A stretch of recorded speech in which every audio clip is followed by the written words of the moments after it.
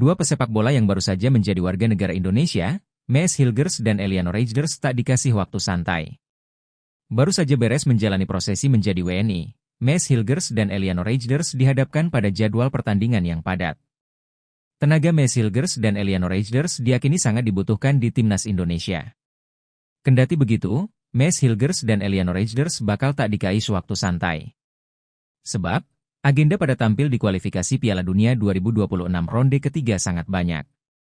Timnas Indonesia akan menjalani agenda penting pada bulan Oktober 2024 melawan dua jagoan di Asia, Bahrain dan Cina. Tak cuma itu, Timnas Indonesia akan bertindak sebagai tim tamu dalam dua pertandingan tersebut. Di mana melawan Bahrain akan berlangsung pada tanggal 10 Oktober 2024 dan melawan Cina akan berlangsung pada 15 Oktober 2024. Download Tribun X sekarang, menghadirkan lokal menjadi Indonesia.